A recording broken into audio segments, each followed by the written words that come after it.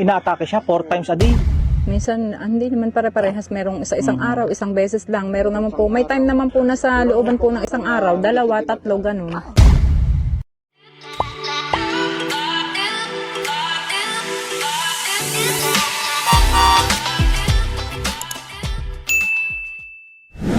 Okay po, mapagpalang buhay po ulit, mga ka-One Heart.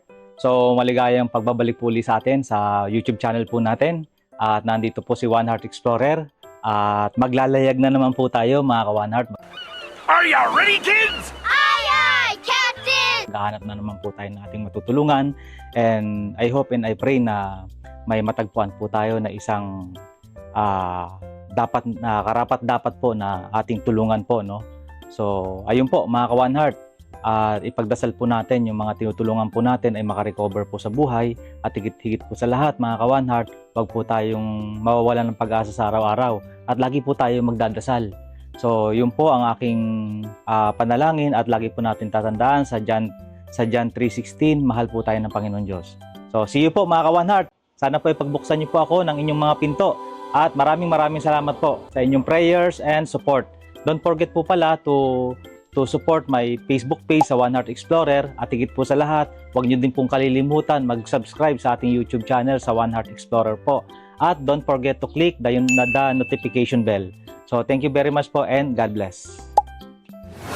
Po sa inyo, tatay, ano po pala pangalan ninyo? Ako po si Buenaventura Mendoza, nigad ang aking mother initial. Ito po ay barangay San Isidro, ano? Purok 7. Orok 7. Ano po? Ito po yung inyong, ikaw ang panganay. Ano ang iyong pangalan? Mendoza Mariel. Mariel. Ilan taong ka na, Mariel? 26 po. Married ka na? Hindi pa. Si nanay, ilan taon na? 49 po. 49. Opo. Ito po ang pinakabunso. Opo, ito po ang pinakabunso namin. Ano po ang pangalan niya? Ito po ay si John Adrian Mendoza. John Adrian. Opo. Uy, kapangalan John ko pa. Oh, God bless you. Ano? Si John anong Adrian. pangalan? Jessa po. Jessa. Jessa. Opo. Jessa Mendoza. Ilan po anak niya? 3. Ari lang pong 3 ari. Ito po ay lalaki. Opo, lalaki po siya. Lalaki. Ano po ang pinagkakaabalahan nyo ngayon? Ay, ako po ay kuwan. Ano po ng aking anak nare, utility po sa barangay.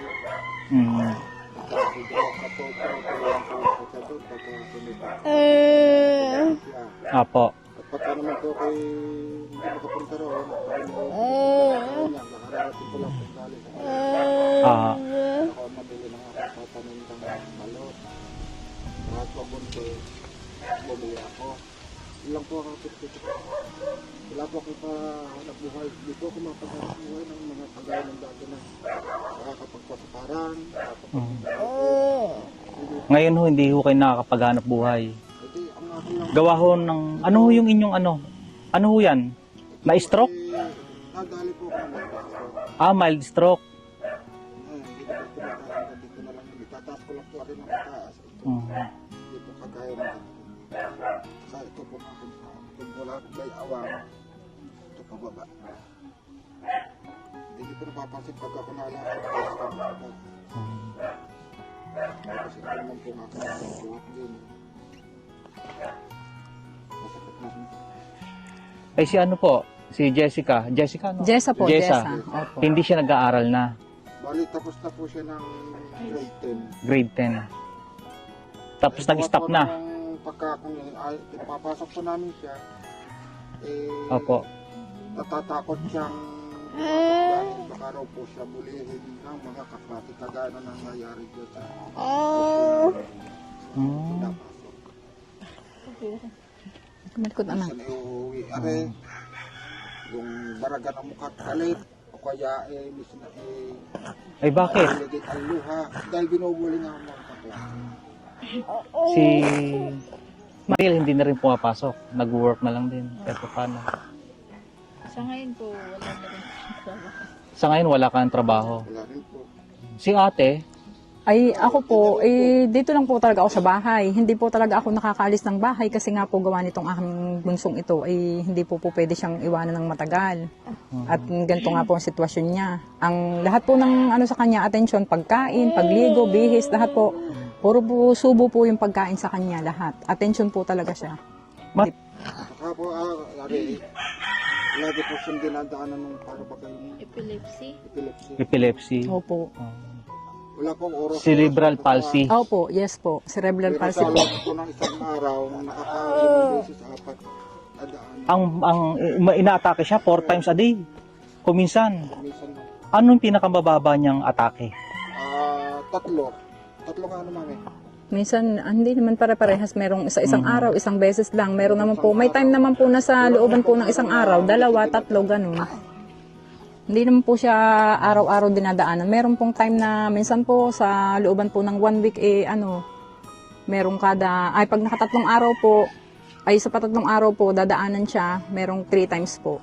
Ganun, hanggang maghapon. 4 times. Ito pong lupa na tinitirikan ng inyong bahay. Kanino po ito sa inyo? Hindi po, yun po ay lupa ito ng namatay kong kapatid na panganay na wala pong pasya kundi siya lamang ang dito. Ibig sabihin po kayo nakikitirik lang dito. Opo, nakikitira lang po. Hindi po din namin sarili yung bahay. Saka po Yung bahay hindi rin inyo? Hindi po. Din po yung sa aking hipag. Parang Pati po yung instalasyon ng tubig. hindi rin ho inyo. Kami lang po ay nakikisiti ng kuryente sa kapitbahay. Lahat. Kuryente, tubig, nakikihingi lang ho kayo. Tapos Kamusta po ang buhay niyo, ate? Kamusta ang buhay niyo sa ngayon? Sige. Ito po, ganito po, mahirap. Mahirap po talaga kasi nga po, ganito yung bukod po sa meron kaming anak na ganito. Mahirap po talaga ang sitwasyon ng buhay namin ngayon kasi po, unang-una po, ang pinapagkakitaan lang po ng aking pamilya, buhat po nung na-aksidente siya. Sa ngayon po, naggagawa lang po kami ng walis. Tas po, yan, sabi ko sa kanya kasi nga po, may time po na siya hina-high blood, yung pong inatakan siya ng high blood. May hypertension po siya. Kapag po ganito yung itsura ng panahon, minsan, inaatake po siya ng high blood. Tapos po, pinatigil ko muna siya sa paggagawa ng walis kasi nga po sobrang init. Ang inano ko naman, kasi po naawa din naman ako sa kanya at masyado siyang nahihirapan sa pag-anong walis. Kasi po mahirap po talagang kumuha ng gawaing walis na kawong. Sa gubat pa po namin kinukuha yon para po magkameron kami ng, kumbaga po, pag nakagawa po kami ng walis, ibebenta po ng araw-araw na maaano po yung aming mga anak. Yung ganun po. Tapos po ngayon, nag-try po ulit kami magtinda-tinda po ng mga kakanin. Ganun po ang aming inaano ngayon. Pero talaga pong yung kalagayan ng buhay namin sa ngayon ay napakahirap po.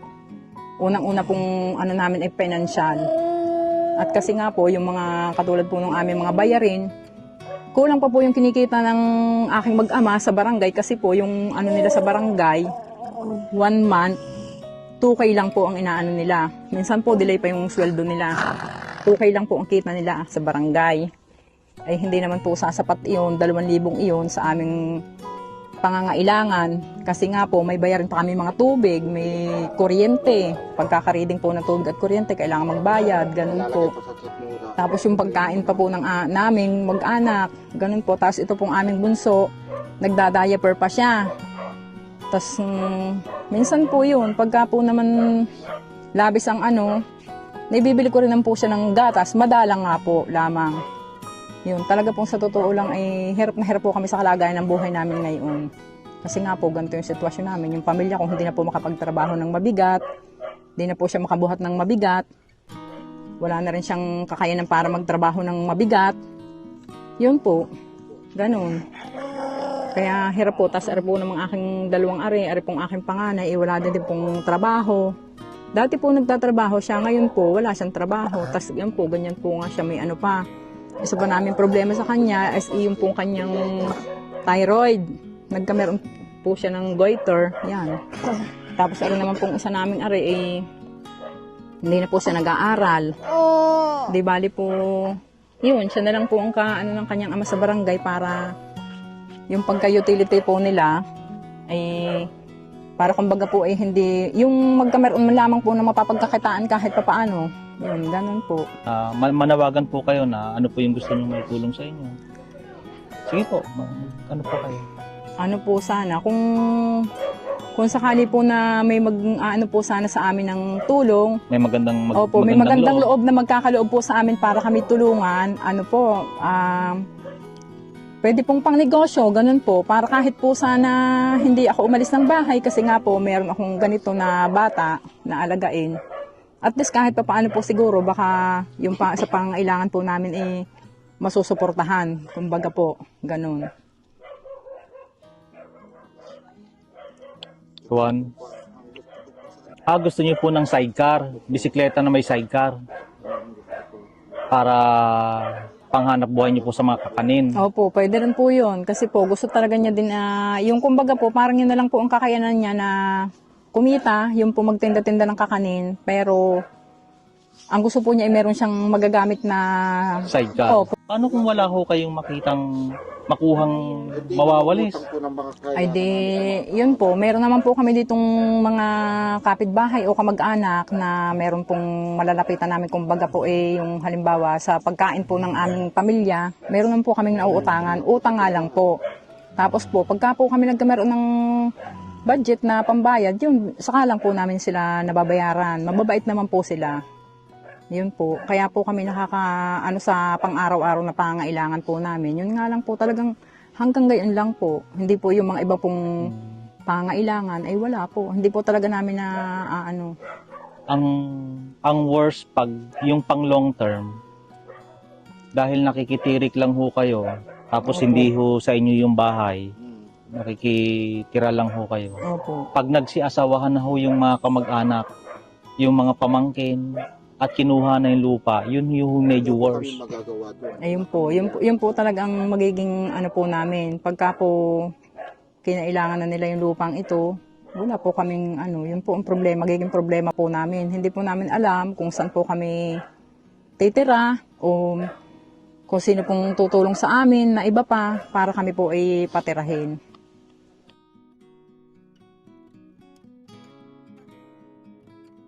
Yun po, kaya po hirap na hirap kami sa aming kalagayan sa ngayon. Kasi nga po, ganito po yung sitwasyon namin. Wala po kaming sariling tirikan. Yung bahay po namin hindi din po amin. Tapos po kapag ang isa pang problema namin, kapag umuulan po, ay tumutulo po yung bubong namin. Lalo po kapag may bagyo, lalo talagang wala po Hindi, kaming okay lang yung tumutulo ang bubong eh. Pag Opo. pinalayas kayo, wala Ayun kayong magagawa. po, yun po ang magiging problema po Napakasakit namin. nun.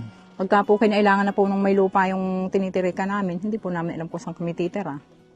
Lalong-lalo nga po at kami gipit na gipit po sa pinansyal na pangangailangan. Yun po. Manawagan po kayo kung ano po yung gusto nyong... Sige po, manawagan po kayo kung ano po yung gusto nyong maitulong sa inyo ng may magandang loob. Magandang tanghali po sa inyong lahat. Ako po ay si Gina Mendoza. Nakatira po kami sa Barangay San Isidro, Malbar, Batangas. Ako po ay nananawagan sa inyo kung sino man po ang nakakarinig sa amin. Kung sino man po ang may magandang loob na nakakakita sa aming na to at nakakarinig po sa amin. Ako po ay humihingi ng tulong sa inyo. Baka po kami inyong matutulungan sa aming mga... Dahil po sa sitwasyon ng buhay namin sa aming kahirapang ito, baka naman po kami inyong matutulungan. Unang-una po pinansyal, kung meron pong makakatulong sa amin sa pinansyal, na pwede po naming magamit pampuhunan. Kasi po, gusto rin po namin kahit papaano ay magkaroon po kami ng mapupuhunan para po kami ay magkameron ng hanap buhay. Na kahit po kami nandito lang sa bahay, ay pwede po kaming maghanap buhay. At para po matugunan yung pangangailangan po ng aming mga anak. At saka po, kung sino man po yung may magandang loob na makakadinig sa amin, para din po matulungan po yung aming bunso. Yung pangailangan po niya. Kasi po, yung hanap buhay po namin ay hindi naman po makakasapat at hindi po nakakatugon talaga sa pangailangan namin. Kasi po, yung aking ding mga anak, wala din naman po silang matatag na hanap buhay. Saka po yung aking pamilya. Ang kalagayan niya po ngayon, ito nga po, hindi na siya po makapagtrabaho ng mabigat at saka po wala na siyang kakayanan na magtrabaho ng matatag kasi nga po sa kanyang sitwasyon ng kanyang katawan, hindi niya na din po kayang maghanap buhay ng mabigat para po kumita ng maayos at matugunan po yung pangailangan ng aming pamilya. Yan po. Mariel, ikaw, ano yung gusto mong sabihin? Gusto mong... Sige lang, go ahead. Sabi na naman din po ni Mama. Yun lang po, yung sa mga gustong mga may mabuting kalooban. Gusto mo ba manawagan doon sa para may mag-sponsor sa waiter mo? Baka sakali may makakita, may makapanood na may mag-sponsor para matulungan yung case mo. Sige lang, go ahead. Sa katulad ko po na isa po akong may thyroid problem, baka lang naman po sa may makakakita or may mga mabubuting kalooban na mabibigyan ako kahit financial lang po na pangbili bibili ng gamot kasi sa ngayon katulad po nga namin wala din naman po akong trabaho tsaka wala pong pinagkukunan yung pamilya namin, baka po makakatutulungan po ninyo ako at ang pamilya namin na kahit pa paano po may maibili ng panggamot. Gusto ko po sana magkaroon ako ng mga pupuhunan sa aking pagtinda, alang-alang lang po sa aking pamilya para po magkaroon ako ng mapupuhunan ay sana may magandang loob na tumulong sa amin. At kung sa ngayon po ako po nagpapasalamat sa gustong po tumulong sa amin. Unang-una pong gusto kong magkaroon ako ng mga kahit man lang po bisikleta nakakabitan ng sidecar o kaya po mga motorway pwedeng kabitan ng sidecar para po magamit ko sa paghahanap buhay. Dahil ito kaya lang po ito ang sinabi ko, ako po ay hindi makalakad ng husay, hindi po ako makagawa ng mabigat dahil ako po ay na-stroke po. Saka gustuhan ko lang po talagang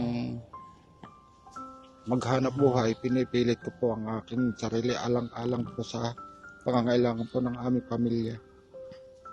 Yun lang po. Kung sino po mga magandang loob na gustong tumulong. Mga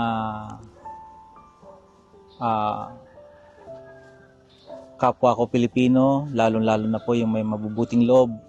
Nandito po ako sa pamilya ng Mendoza upang ipahatid po, upang manawagan po sa may mabuting loob. Na gusto pong tumulong. Ang nakakalungkot po man sabihin, minsan po talaga po mga kapwa ko Pilipino, hindi ho pare-pareho yung buhay ng tao Tayo, hindi pare-pareho. Minsan, nasa ilalim tayo, parang gulong. Minsan nasa ilalim, minsan nasa ibabaw. Pero bandang huli, sa dulo, tayo pa rin po yung magtutulungan. Kung sino po yung may mabuting loob. Sa totoo lang po, sa lahat po ng mga pinupuntahan ko, ito po, isa po to sa mga napuntahan natin ngayon, ni One Heart Explorer. Ito po, nasa ilalim po kami ng mga puno dahil sikip po kami dun sa loob. Mamaya po, pakikita ko po sa inyo yung situation nila, yung loob ng bahay. Sabi nga po, pag umuulan, tumutulo. Normal naman ho yun pag talagang walang-wala ho ang isang pamilya. Pero nakakalungkot din po kasi walang trabaho ho sila. Yung kapatid niya, yung anak nila sa barangay, 2,000 lang daw po yung sahod. Kumisan hindi pa dumarating yung isang buwan, yung buwan ng sahod. Dahil every month po kasi, monthly yung sahod. Nawala na ho. Medyo umaasa lang po sila sa mga kamag-anak din. At yung tinitirikan po ng lupa ay hindi din po kanila. At anytime po na, ito po lagi ko nasasabi, anytime po kasi pag kinailangan ng may-ari yung lupa, wala po silang magagawa kung hindi po umalis. Dahil hindi din po nila alam kung saan sila po pupunta. Sa atin pong mga kababayan, lalong-lalo na po yung hindi naman po sobra sa, kumbaga, yung may sobrang natatabi. Kahit sa gusto po mag-sponsor, lalong-lalo na po sa health condition. May cerebral palsy po yung kanilang bunso, si John Adrian po. Adrian po, ano, ang pangalan ng bunso nila. Yun po yung kanyang health condition, at yung isa naman po, merong toxic goiter. So, ayun po, baka po sa may magandang loob po dyan na gusto po mag-sponsor, wag po kayong mahiya, ano po.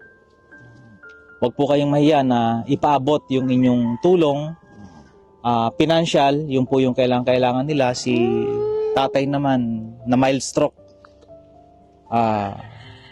Dahil na mild stroke siya, wala rin ho siyang pinagkakakitaan.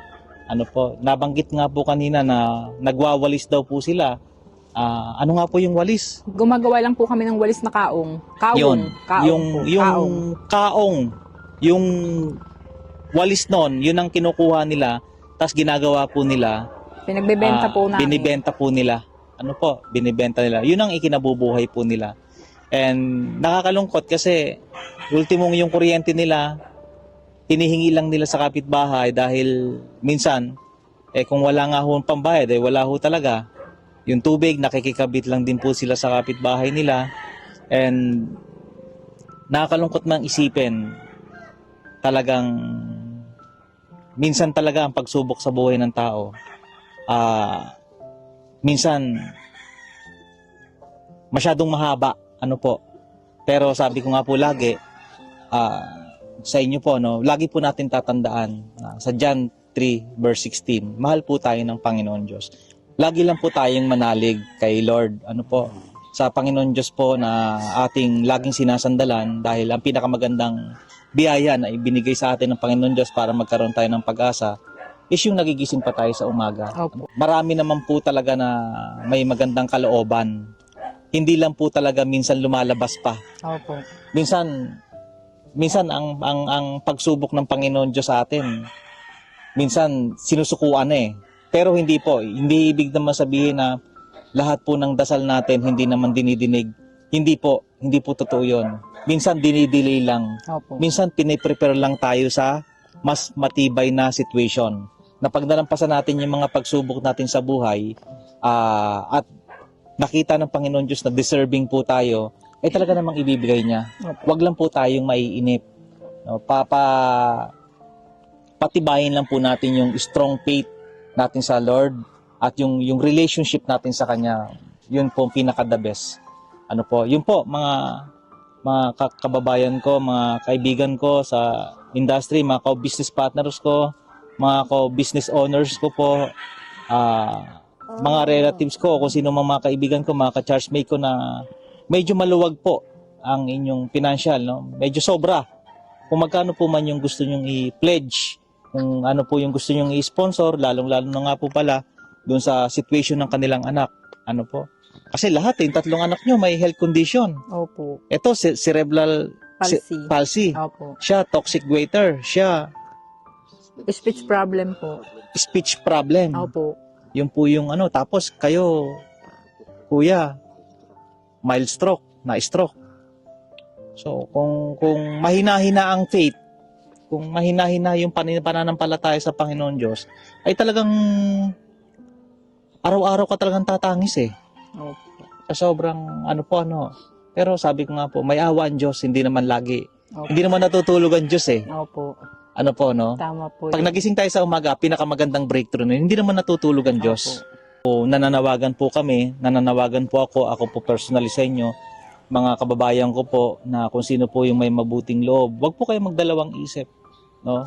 Kahit very small amount of money from your pocket o from your heart, na kung ano po man yung dikta ng inyong puso, wag ho kayong mahiya. Kahit piso ho yan.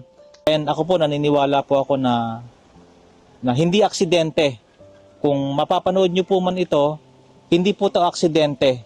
May mga reason, may mga dahilan kung bakit po natin ito na-encounter. Kung napanood nyo po ito, hindi po ito aksidente. May chance po tayong tumulong sa kapwa natin Pilipino. Meron po akong konting love gift sa inyo. Kasi nagsisimula pa lang ako Okay lang po. Kung saan loob po namin yung tatanggapin at papasalamatan po Yan. sa inyo. Pagpasensyahan nyo na po yan. Ito po ay grocery. dahil ngayon po, dahil One Heart po yung ating pangalan ng ating YouTube channel, One Heart Explorer, Opo. kulay korting puso yung chocolate, yung lalagyan niya. O yan, kay baby. Thank you po. Anak, sa'yo yan, ha? Oh, baby. Yan. Tapos ito may vitamins, sponsor you ng po. Crown Dynamic. Alkaline to, alkaline si magnesium. Ayan, maganda to sa'yo. Thank you po. Yan. Dito sa pangkulit Yan.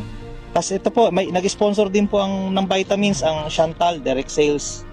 Ito po, vitamins tsaka sabon. Ito po. Tapos, may mga kape po dito, noodles, canned goods. So, pagdamutan nyo na po to, ma'am. Okay lang po. Thank you po. Para malay nyo po, sa susunod, manampalataya lang po kayo, magdasal lang po kayo sa Panginoon Diyos. Ano po, may answer yung inyong prayer. Opo. Ididinigin yan po, wag po kayo mag-alala, may dinig yan. Ano po, may answer po sa inyong prayer. At ate, may konti akong cash dito. Wait, ano po? Ito po, 1,000 te. Pagpasensyahan nyo na po. Ay, maraming pong salamat. Ito na aming buhay. Ako napagkaiyak Talaga kami. Pasensya na po kayo. Talagang ganito lang po kami. Maraming po salamat sa One Heart at natulungan kami kahit na po paano. Maluwag po namin tatanggapin na kanilang tulong sa amin. Maraming salamat po sa One Explorer. Yun lang po.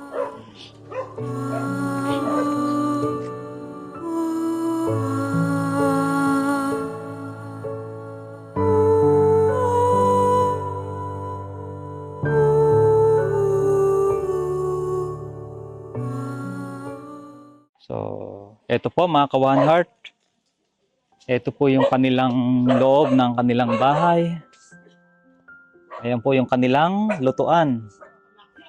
Kahit na medyo challenging ang buhay, pero tingin niyo po, no, malinis po sila sa kanilang lutuan. Kahit kaldero po, napakalinis. Ayan.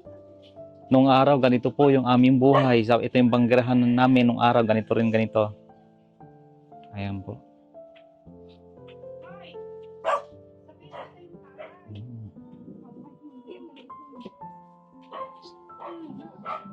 So dito po siya natutulog. Dito po kayo natutulog. Pasok na po ako ate. Ito po mga ka-One Heart. Yan po yung tsura ng bahay namin. Yung mga gamit po namin, walang maayos na lagayan. Po, nakaganyan lang po.